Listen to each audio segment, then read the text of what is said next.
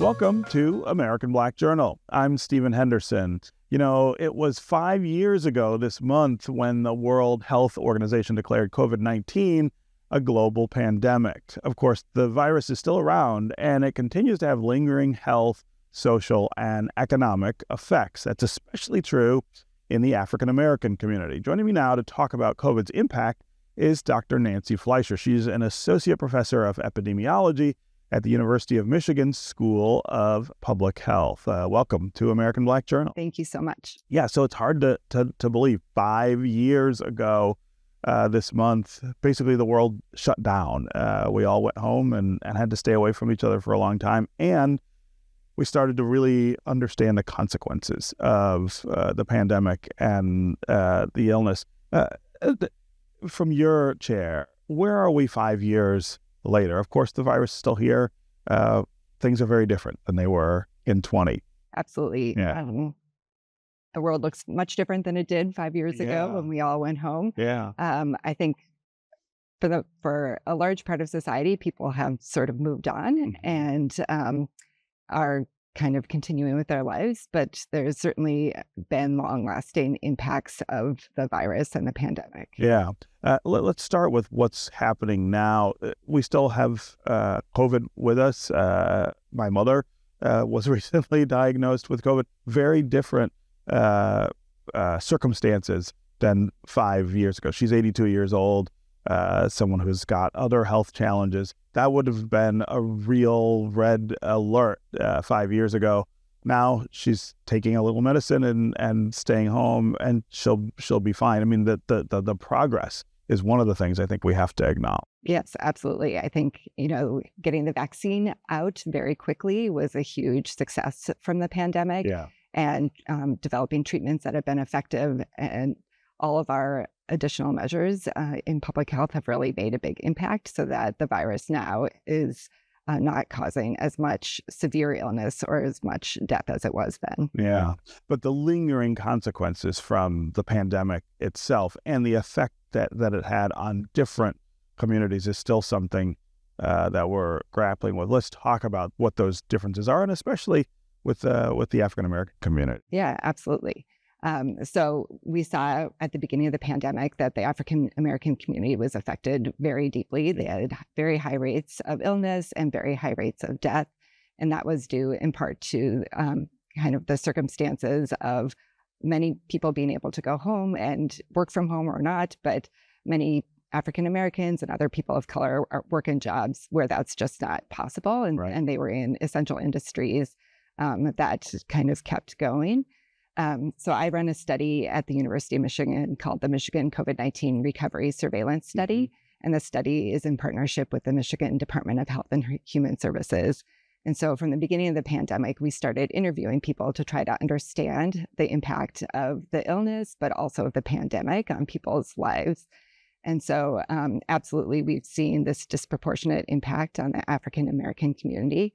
So for example, we saw that Black adults had a harder time paying important bills. Yes. They also lived in households that were more likely to be laid off or have reduction in work hours.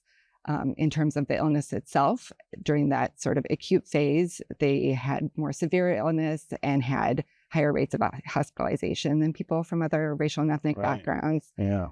But then we also see lingering effects. So we've continued to follow up with people over time.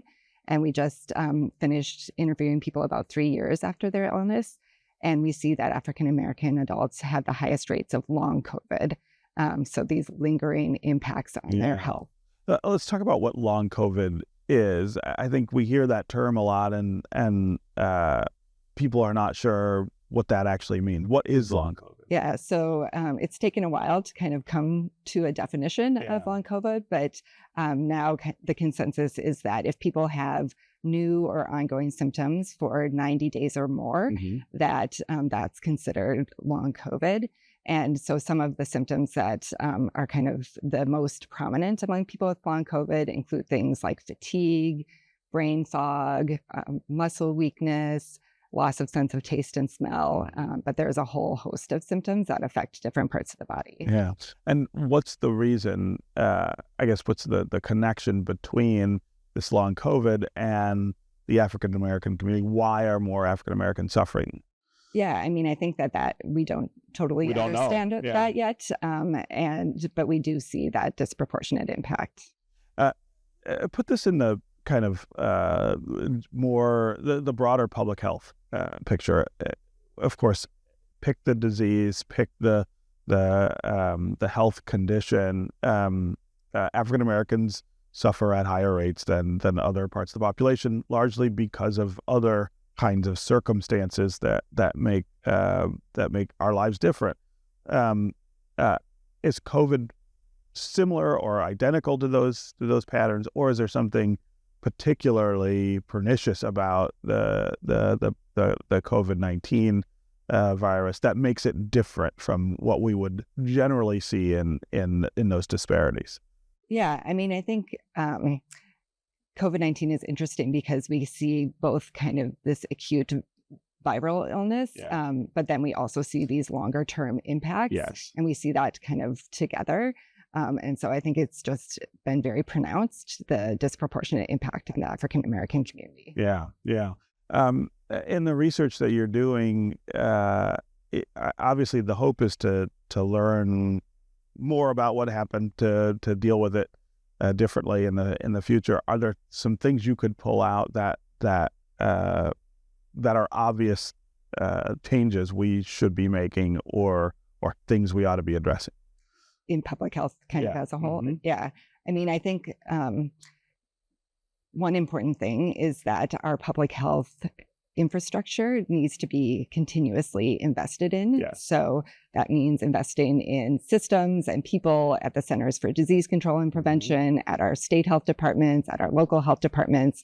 And we can't just give funds during emergencies. We have to be adequately funding that to have the infrastructure to deal with these public health emergencies. Yeah. Well, and at universities as well, where a lot of the research takes place. Of course, what we're seeing now is kind of the opposite. I mean, there's a real pullback in federal spending across the board, but also in terms of research at the University of Michigan. Do you worry that we won't be able to do the things we need to do if we don't make that investment? Yeah, absolutely. I mean, these are very hard times for people in public health and for people in academic research, worried about having the resources to be able to continue the work. Well, Dr. Fleischer, it was really great to have you here with us. Thanks for joining us on American Black Journal.